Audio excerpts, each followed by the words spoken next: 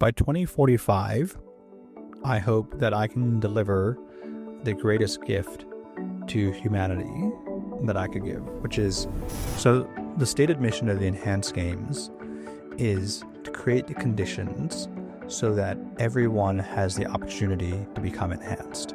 So how do we become as important as the Olympics? I think it's actually really simple.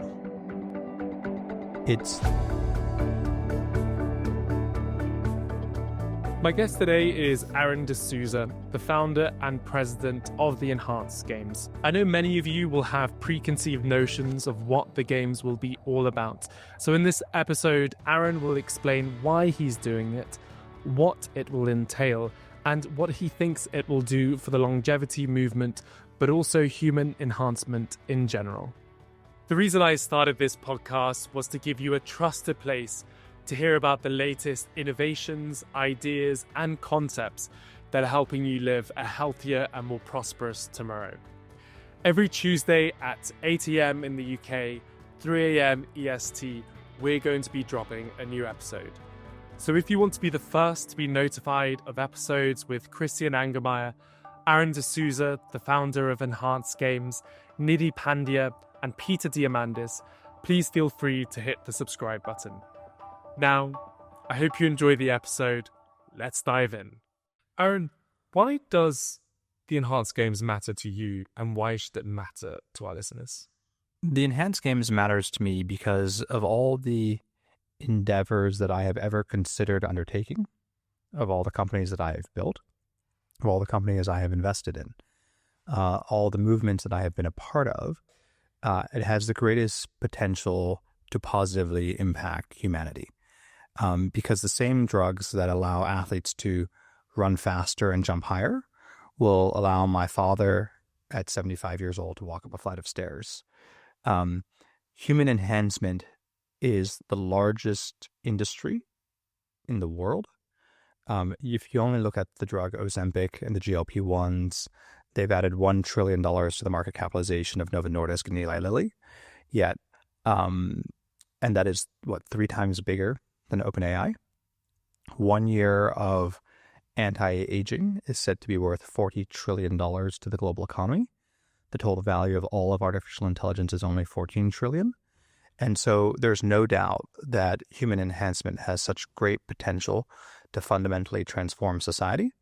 And the Enhanced Games is the perfect encapsulation of what science can do to enhance humanity. It's understandable not in years or centuries like longevity, but in a 10-second TikTok where a world record will get broken. So in 2025, why is this the moment? We were talking before we got on air that there have been many different revolutions that humans have been through over the last couple of millennia. Why is this the age of performance enhancement? I wouldn't say it's the age of performance enhancement. I would say this is the age of enhancement that we are coming into. So it's the 10th age of mankind.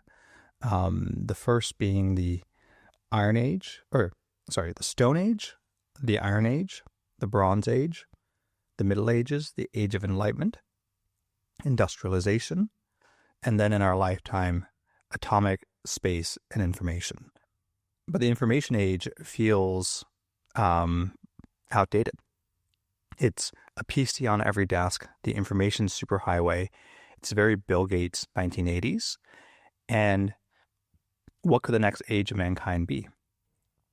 Well, I don't think it's going to be the artificial age, as in artificial intelligence, because that means the machines will win and that humans are irrelevant. I don't think it will be the age of longevity, because how do we actually achieve longevity? Like, longevity is not achieved in a moment. It's not like man landing on the moon, right?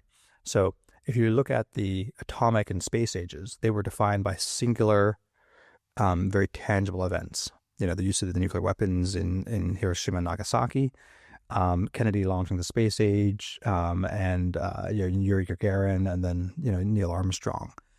And so longevity, I don't think, can be an age, because there's not a singular moment unless somehow magically we cure all disease, which I don't think is possible. Versus the enhanced age, when the first athlete breaks a significant world record, whether it's the 100-meter Usain Bolt world record or the 50 freestyle in the pool, everyone's going to wake up and say, wow, a whole new threshold of human progress has been achieved. Like, the Usain Bolt's world record is now 15 years old. The mile world record is 25 years old. The 50 freestyle world record in swimming is 15 years old. And if in any other field of science or technology we had no progress for nearly 2 decades, that would be concerning on a public policy level. And so at the first Enhanced Games, I can guarantee you world records will be broken. Many world records will be broken. Maybe every world record will be broken. And then that will be a moment akin to Yuri Gagarin going into space or Neil Armstrong landing on the moon, where in a singular moment, the paradigm has shifted.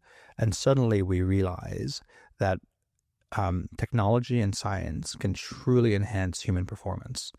And then that creates the market conditions. And this is what is really important about the Enhanced Games. The Enhanced Games isn't a sporting event. It's a whole social and cultural movement that is going to create the market conditions for human enhancement. Because the minute that world record gets broken, every middle-aged guy in the world is going to wake up and say, I was once a Division I athlete, and now I'm in my 30s or 40s and I have back pain. And I'm seeing an athlete in his 30s, maybe even his 40s, break a world record. What is he on, and how quickly can I get those drugs in my body? And it will create, it's the best marketing of all time, but it also will create a multi-trillion-dollar industry that will then be able to recycle its profits into research and development, that will create more drugs that are safer, that are more effective, that are longer lasting, that are cheaper. Aron, why do you think you're the best person suited to take on this huge mission to allow the birth of the enhanced era and to hopefully allow it to exponentially grow over the next few decades? That's a great question. Why did God call me to this challenge? It's something that I and I think everyone who's been called to a great challenge introspects on very deeply. Well, I can tell you that Peter Thiel never worked at a bank. Travis Kalanick, the founder of Uber, never drove a taxi cab. Reed Hastings, the founder of Netflix, never worked at Blockbuster Video. And so ultimately, I don't think, as a sort of advice to your listeners, that you should wait to feel that you have some kind of qualification to take on a great project. So I, Aron D'Souza, never worked at the International Olympic Committee. I was never a sports bureaucrat. I just saw this market opportunity and decided to act. And I think, my theory of social change is very simple. Change only happens when someone puts a suit on and goes to work every day trying to solve a problem. It takes high intentionality. Change isn't a side hustle, it's a calling. And I think of the best example of this as Nigel Farage, right? Whether you agree or disagree with his politics, he's been a very effective human being. And for the non-British listeners, this is the person who brought about Brexit here in the UK. And I remember meeting Nigel Farage for the first time, I think it was in 2009 or 2010 at Oxford University where I was studying. And he came to give a speech. And my friend of mine was the organizer he was the first member of the UKIP party at Oxford. And so Nigel Farage shows up at my college. I think he was driving like a beat up old Ford Focus. And this really pathetic person in his pathetic little car opens it up to get a sort of a ratty cardboard box filled with pamphlets. And he comes to talk to what was then maybe 5 or 6 students, right? And this person brought about the greatest political change in the history of this, in the recent history of this country, because he was very, very deeply focused on it, right? And he was able to rally a movement around him that fundamentally changed the trajectory of British politics. And you can look at example after example about this throughout history. And so, am I uniquely placed to do this? Now I am, because I built the movement. I've recruited investors and some of the greatest thought leaders in the space, the greatest athletes in the space. But when we started, I was just sitting in a little office a glorified WeWork in West London with my executive assistant. Yes, I had founded some companies before. Yes, I have a pretty good track record, but there was nothing special about me, right? It was just a relentless dedication and focus to solving this problem. Taking it to that moment, because we have Live Golf, the PGA Tour, we have the Super League they were going to create in Europe with all the top European teams. So there's this kind of blueprint, all these ideas that are coming about. Was there a moment when you were tuning into something that you said, oh? It was a multiplicity of factors together. So on one level, it goes back all the way to 2009 when I read a paper by Professor Julian Salvarescu, who's a professor of bioethics at Oxford University, who argued for the inclusion of performance-enhancing drugs in sport. It was watching the FIFA Uncovered documentary about the corruption in regards to the Qatar World Cup bid and Sepp Blatter. It was about learning that the average Olympian only earns $30,000 a year. And then it was reading a survey by Professors Ulrich and Comstock, which indicates that 44% of elite athletes are using banned performance-enhancing drugs, yet only 1% get caught. And, for 2 decades of reading, I pieced these little bits of information together, and then I realized this whole system is really broken. The Olympic system is really broken. You have the Olympic Committee president flying around the world in private jets, literally living in a palace, yet athletes earn next to nothing. And so I thought to myself, there's a real opportunity here where you have a high inequality system that has a fundamental lie at its core. And when you expose that, then you can rally a movement. Well, let's get into the Enhanced Games. What is it? When is it happening? And who has decided that they're going to be competing at it? So the first Enhanced Games will happen in early 2026. We are just finalizing venue negotiations at the moment, and we will be making a very large media announcement in the next couple of weeks about the host city and the date of the first games. But I can tell you that the first host city will be in the United States of America, because a few weeks ago we closed an investment from 1789 Capital, which is the investment fund of Donald Trump Jr., and various other leading members of the Trump movement. The first thing I think about when I think of the Enhanced Games is how we're going to move away from tens of thousands of athletes competing to, I can imagine this kind of like Formula One setup where you've got these individual athletes that come into their pen, and then all of a sudden you have these longevity expert doctors, and then there's this person to help enhance them. And then it's not just about the individual training with a coach, but a whole team around them. Does this mean you're only going to accommodate for a couple of dozen athletes per event? A couple of hundred. So the fundamental problem about the Olympic Games is that the format is exhausted. And the only way that they can make viewers come back every 4 years is to make it larger. More expensive, more athletes, bigger stadiums, bigger productions. And that's why the Olympic Games bankrupt the taxpayer. In contrast, the Enhanced Games has a completely different business model. Our objective isn't to sell media rights to NBC or the BBC, but it's in fact to be the principal marketing platform for human enhancement drugs. So our business model is a lot more like Red Bull's. So Red Bull uses sports marketing. They use sports stunts to market a performance-enhancing drink, which I would note was illegal in many countries and was illegal in France until about 10 years ago. And they are not reliant upon media rights or ticket sales to make their business model work. So in the very same way, we're going to use sports as a marketing tool to demonstrate the efficacy of human enhancement products and create a marketplace for them. And anyone who builds a human enhancement drug or compound or even a product will almost necessarily have to market it at the Enhanced Games. And so our economic model looks a lot more like the Apple App Store, where the development risk is put onto app developers, or in our case, drug developers. But they have to market it on our platform because we're the central meeting place for the highest achieving humans in the world. So I had Dr. Brian Kennedy from NUS, former Buck Institute CEO, on the podcast a couple of months ago. And I was asking him about peptides, right? And even him, so he takes rapamycin, he's one of the top longevity experts in the world, and he only knew about a third of the peptides in the market. So how do you go about optimizing each athlete and educating the athletes?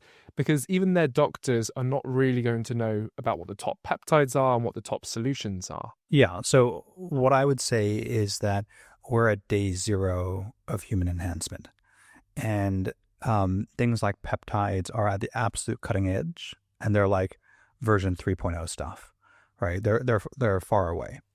The drugs that work have a long history. It's androgen anabolic steroids, it's synthetic growth hormones like testosterone, it's EPO. These 3 drugs have 100 years of clinical evidence behind them. The discovery of synthetic testosterone was actually awarded the Nobel Prize. And the drug-on-drug interactions and the toxicologies are very well known. There's ample scientific evidence. The reason why peptides, in my opinion, have taken off as a class of drugs and the interest in them is because they're new, they're innovative, but they're still yet unproven, and therefore the World Anti-Doping Agency has not gone to ban them yet. And so if we want to know what works, it's very simple. There are several hundred drugs on the World Anti-Doping Agency's ban list, and they all work. They're on the ban list for a reason, because they're actually very, very effective. How do you think one is going to watch or engage in the enhanced games and say, you know what, this guy is running super fast, and I was previously fit and an athlete? How are they going to educate themselves over what's best for them to take when it comes to supplements or something like that? Yeah, so you can't think of the enhanced games like the Super Bowl or the Olympics, right? Because as a format, I don't think they're actually very good. Like, you go to the Super Bowl for a few hours to watch your team play, and then you leave. I think a much better format is the World Economic Forum, South by Southwest, FII, these large meetings, which are knowledge sharing experiences. So if you think of what the enhanced games will be, it will be like the World Economic Forum plus the Super Bowl. So you'll arrive, you'll go and watch the swimming, and then you'll go into a large conference center. You will hear the world's top doctors and scientists speak. Then you'll go and watch, the wrestling. Then you might go to a party. You could come back and you'll hear top political leaders speak. And so it's an opportunity to learn, to network, to develop relationships, to buy and sell products, as well as to engage in a world-class sporting event, all in one location without any transportation or logistical nightmares. When you think about the enhanced games, let's say last night, what is keeping you up at night? What is the one thing that you're worrying most about? I don't tend to worry very much. So the way I would frame it is, in 2018, Tesla was valued at $70 billion. And every analyst on Wall Street said it was overvalued. And Elon Musk would come out and say Tesla is undervalued for one reason and one reason alone. Do you know what that reason is? It's very simple. It's not because they're leading in self-driving or that they have more data. It's because that Tesla is the number one choice of employer of engineers of any company in the entire world. And SpaceX is number 2. And so what does that mean? If you can hire the very best people in the world, number 1, you don't have to pay them as much. And number 2, you can solve any technical challenge, right? And so being a founder is a very tough job at the outset, but it becomes very easy when you become an employer of choice. If you can hire just the very best people in the world, then you can solve any problem.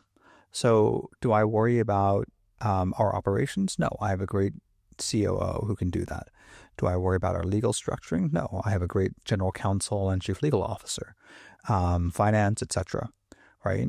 And why are we such an employer of choice? Well, we get 200 cold inbound job applications almost every week. and it's only increasing. And do you want to dedicate your life to working at DocuSign or Oracle or Microsoft? You can go to, and I think it's very instructive, go to a cemetery. You will never see a headstone that says product manager at Microsoft, right? You will see headstones that say mother, father, judge, congressman. You will see references to being a civic official. What you often see is doctor or scientist. And I think, and the one that you'll always see that I think is almost universal, if someone has been to the Olympic Games, you will see the Olympic rings on their headstone. And the same level of brand and mission, I think, is even greater at the Enhanced Games, right? And so it's certain, on my headstone, it will say, I hope, the founder of the Enhanced Age. And I think the great many people who I work with, who are, the operators and the officials of the games, and the athletes will bear the Enhanced Cross on their headstones, because it is truly a mission that is worth dedicating a life to. And therefore our ability to hire extraordinary people is not even comparable to most corporations. Like, most people go to work because it is a way to make money. I go to work and my colleagues go to work because, yes, it is a way to make money, but it is also a way to change the world and to fundamentally improve the human condition. And I think there are very few employers where you can do both, right? You can go work at Oxfam or the United Nations and make the world a better place, but you won't make any money. And there are very few places where you can make money and fundamentally improve the human condition at the same time. And Enhance is one of those very, very few places. And so why is Tesla and SpaceX two of the most desirable employers in the world? Because it's not about building cars. It's about making human beings an interplanetary species. And Elon has made it his duty to have that high stewardship over the survival of the human species that inspires his employees to come and work and attract the world's best talent. And we're not quite there yet, but we are getting in that direction. And as the Enhanced Games become more and more real, it's going to be a very, I think, easy ride because we are such an attractive employer. I hope you're enjoying the episode so far. As we're such a new podcast, every single subscribe and follow makes a huge difference. So if you haven't hit the button already, please feel free to do so. Now, let's get back to the episode. You recently said on a podcast that if one wants to get into AI or is expecting a 100x return or build $1 trillion company in AI, they are already too late. The right time was 5-10 years ago. This is the time to invest in longevity and enhancements. So what do you foresee? So first, Enhanced Games next year, got a couple of 100 doping substances. Enhancements, husband, so. Language matters. Could you please define the difference as well? Well, doping means cheating. It means breaking the rule set. Enhancement means improving human performance. Right? There's still the possibility to cheat at the Enhanced Games. Right? There is a rule set, and if you break those rules, you'll be kicked out. Well, for example, you can't chop off your legs and add springy carbon fiber legs. Not on the current rule set. What I'm interested to know, and I'm sure what some of the listeners are interested to know, is how you go from day zero, where you have 100 enhanced substances at the games, to in 10, 15, 20 years' time at NEOM 2040, 2045, where you've got possibly biosingularity. Exactly. Yeah. No, I think that's exactly right. So I look at the first decade of Enhanced Games as creating, by opening the door to pharmacological enhancements and creating a marketplace for pharmacological enhancements. And then we're going to exhaust that market. It would just be commonplace. Everyone will be taking testosterone and anabolic steroids and EPO to optimize on a physiological level. And then the next cycle will be engineered enhancements, right? So right now, elderly people can get a hip transplant or a hip replacement But why shouldn't we just be able to physically upgrade ourselves on an engineered level when and where we wish? And then that might mean that at some point, when the rule set and the legal framework has been developed, that we could wake up one day and say, yeah, actually, I would like to remove my legs and put better cybernetic legs on. And then it will be neurological enhancements like brain-computer interfaces. How could we live with like real-time AI decision support like built in? So, and that's why I think the enhanced games will have greater longevity than the Olympics, because the Olympics are taking a ancient concept and bringing it into the modern day and trying to stay true to that ancient Greek ethos, right? And there's a time and place for that, but it's like the opera, right? There are no new operas. There are no new opera houses. There are no new styles of opera. It's a format that was fixed hundreds of years ago and now is just a nice nostalgic journey for the ultra wealthy. Versus the enhanced games is more like a rock concert, right? Every year we can reinvent ourselves, come up with a new fresh format, throw out things that don't work, include new sports, include new compounds, include new event delivery formats. So it's always fresh, it's always exciting, and it's always dynamic. I'm not sure you know, but I'm a former semi-professional opera singer. And I'm a great patron of opera myself. Yeah. So the opera space, it's a constant struggle to try and evolve and to attract new audiences. It's really an uphill battle. And so every year you've got less people going to the opera. A lot of opera lovers are also dying out as well.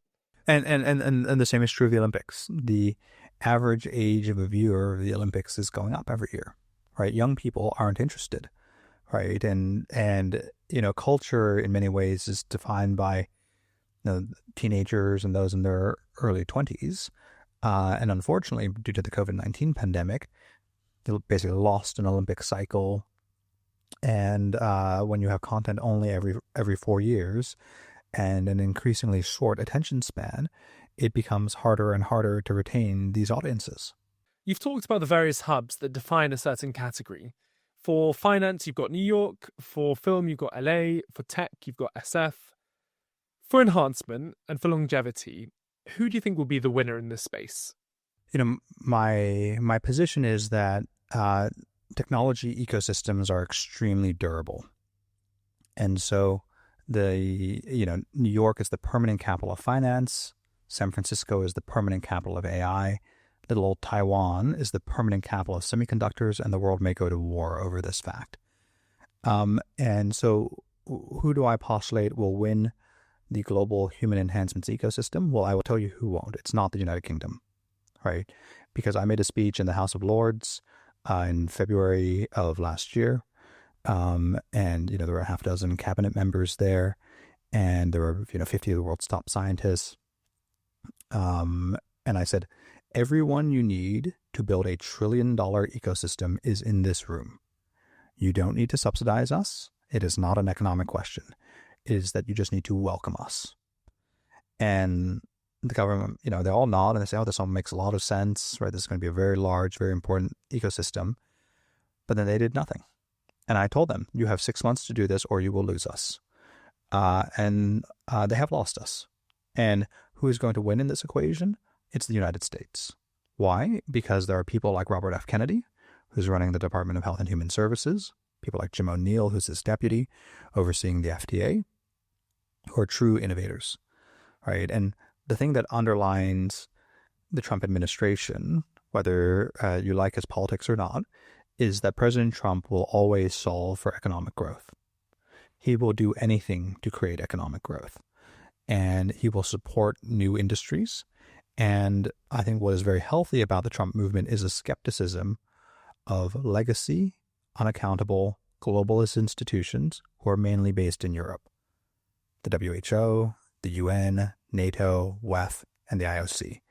The alphabet soup of unaccountable globalist organizations that have been more or less largely paid for by the U.S. taxpayer are now being questioned.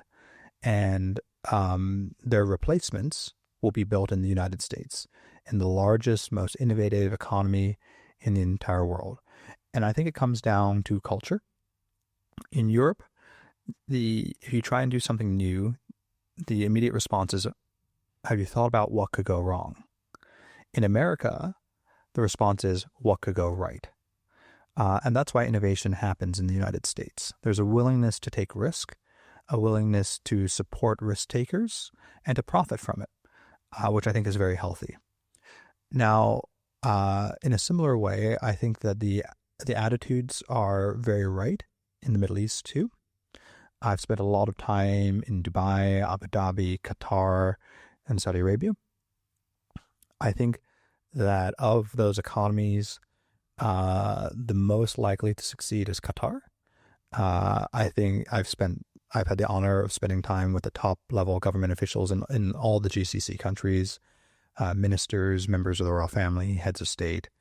And I think they have the right attitude towards innovation. They're a small country. They know that they have to take bets. And I hope to have the privilege of working with them at some point in the future. Just comment on the US versus the Middle East. I'm so interested in which you've said the US, but the one issue US has compared to the Middle East is long terms. We don't know what's going to happen in 4 years. We don't know what's going to happen in 8 years in the US. But what we do know in the Middle East is the royal families, because of the nature of the politics and the setup there, are able to envision 10, 15, 20 years into the future. Yes, but in the United States, the private sector takes that thought leadership. So will I be certain, what can I be certain about? Well, actually, let me phrase this another way. It's the Jeff Bezos line. Don't focus on what will change in the next 10 or 20 years. Focus on what will stay the same, right?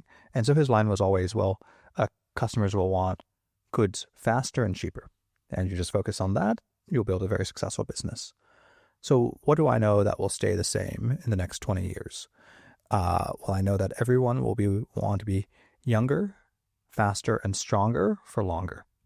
And that they don't want to spend countless hours in the gym. They want effectively a shortcut.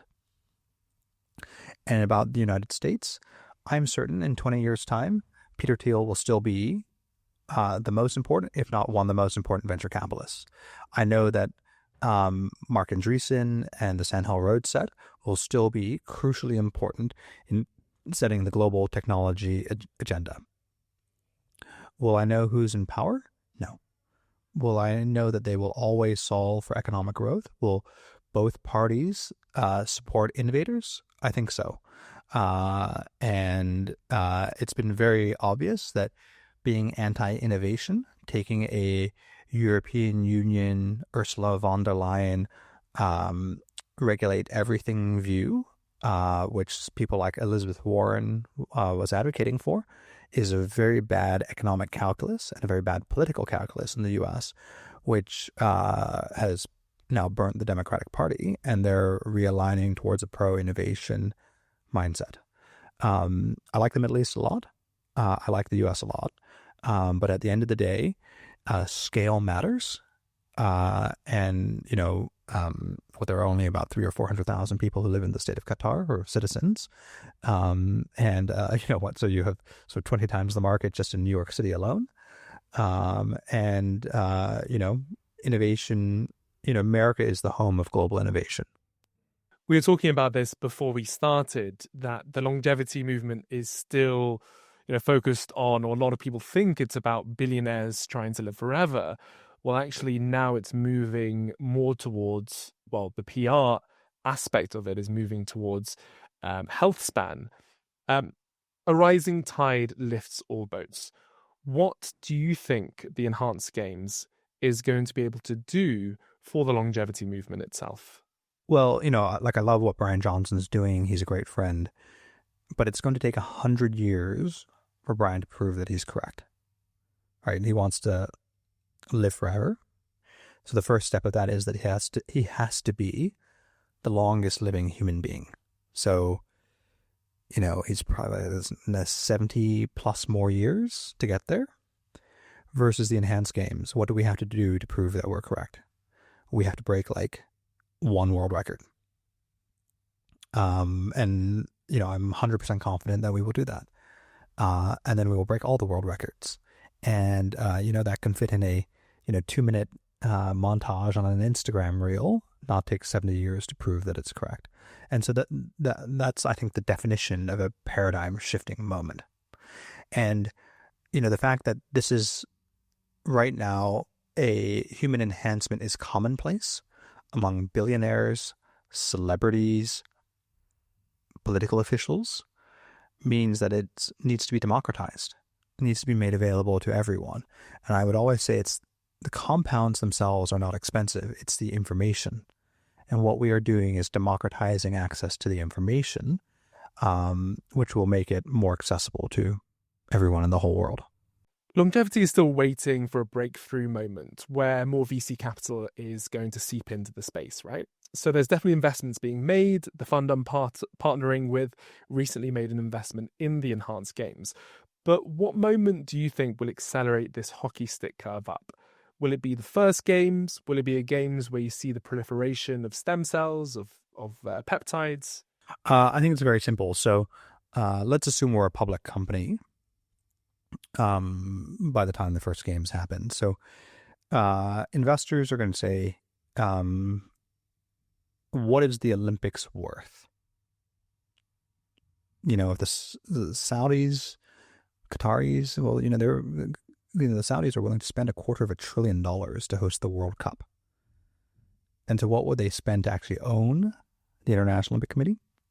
Probably $100 billion, conservatively speaking. Maybe it's even more than that. Right? So how do we become as important as the Olympics? I think it's actually really simple. It's that there are probably 8 to 10 significant world records: the 100-meter, the mile, the marathon, the 50 free, not very many more. Once we have those world records, athletes will not want to compete at the Olympic Games. No one wants to be the fastest amateur in the world. They just want to be the fastest. No one wants to be the fastest natural human being. They just want to be the fastest human being. And so the Olympics are beautiful because they're the ultimate avenue of human competition. But when they're no longer the ultimate avenue of human competition, then they are effectively worthless. And so if you're an investor, and thanks for being an investor, your bet is, can we break these 10 world records? Once we have that complete set, we are the preeminent human competition in a more enduring way than the IOC is.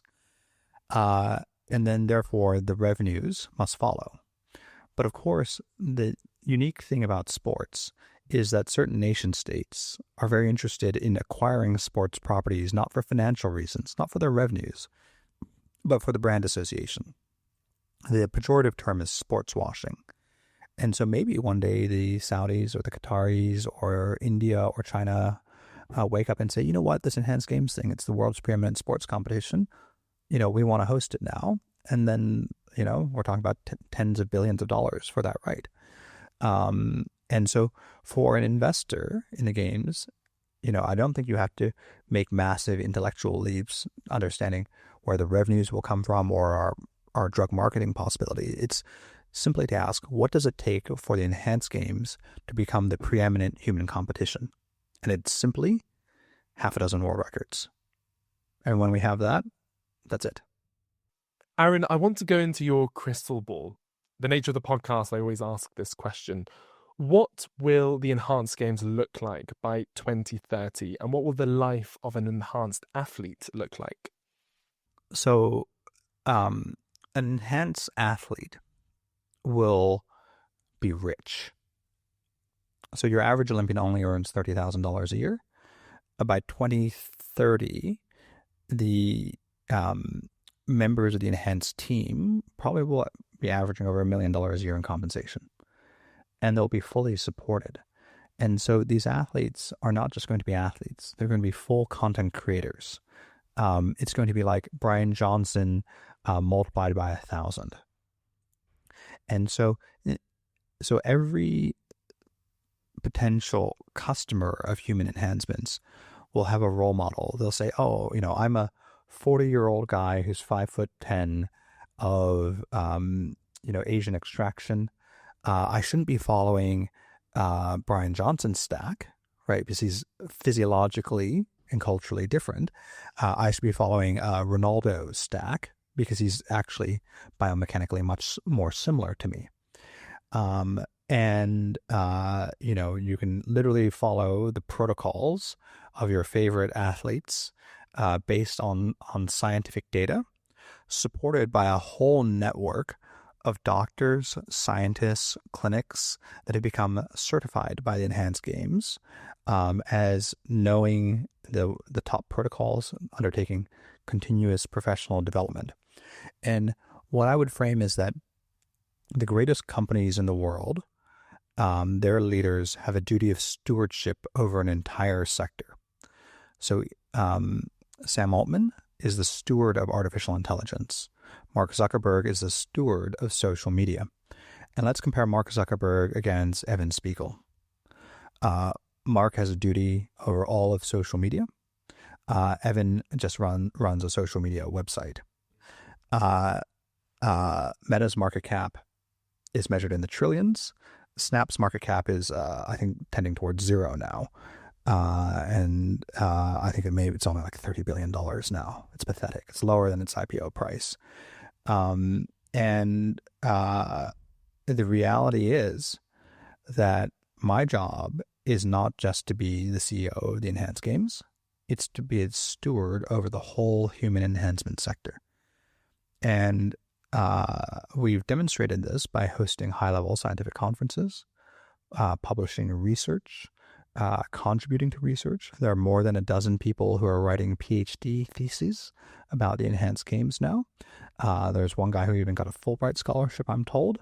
And we are incubating a whole scientific, technological, and sporting ecosystem around the games, for which we will monetize some of it, but some of it is a purely philanthropic activity to encourage development that will see us bring the 10th age of mankind into existence.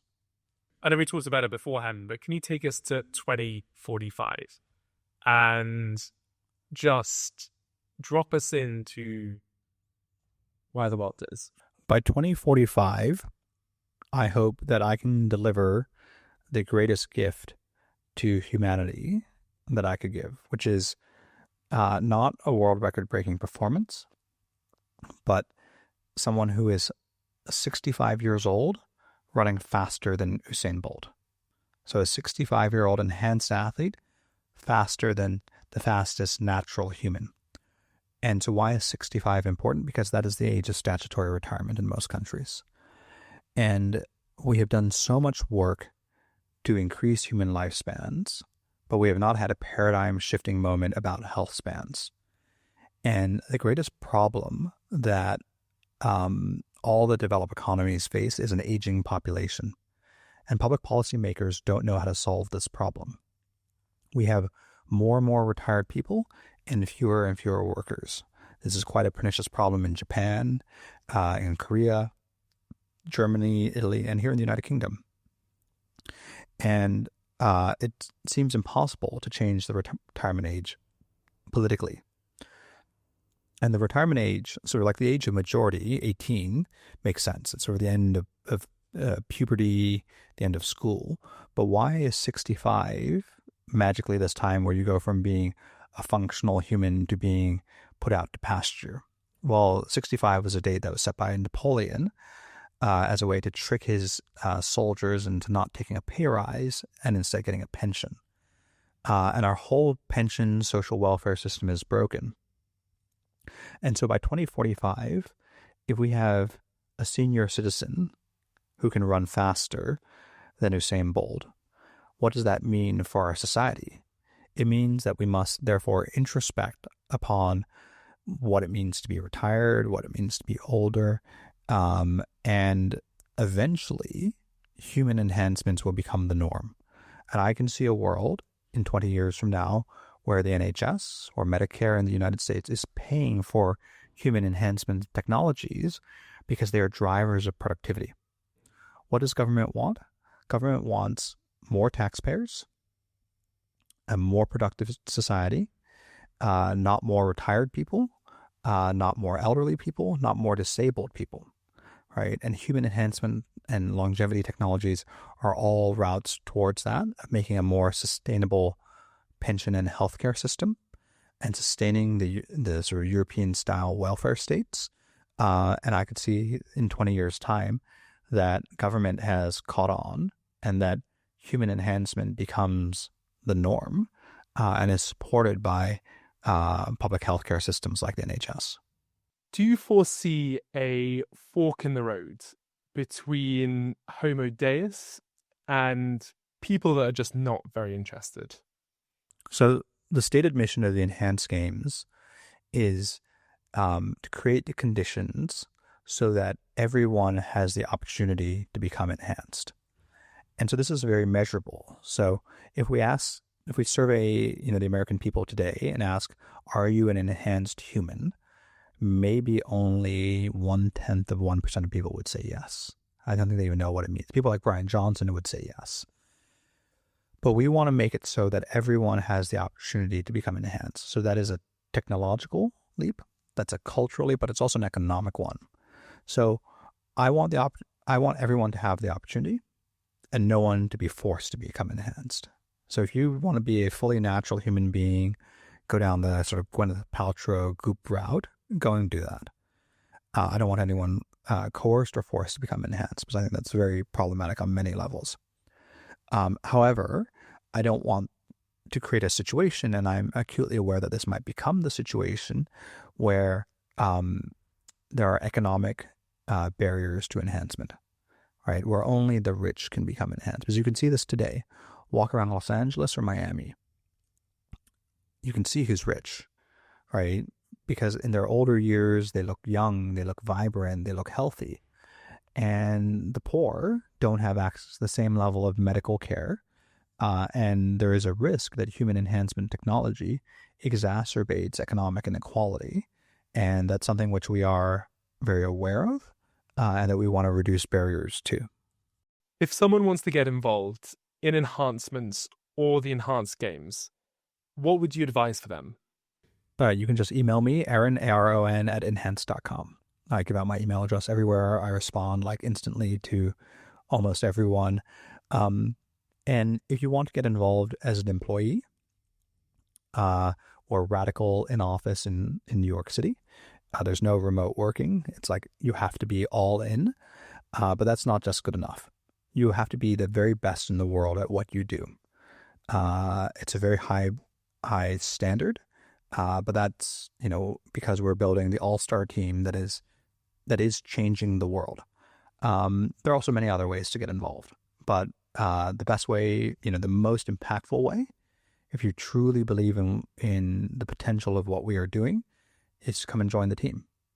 But, we're building the Yankees here, and we have very, very high standards about who we recruit. Aron, thank you so much for your time. I appreciate it. Thanks for having me on the show. Thank you so much for tuning in to the episode. I hope you enjoyed it. We'll see you next time.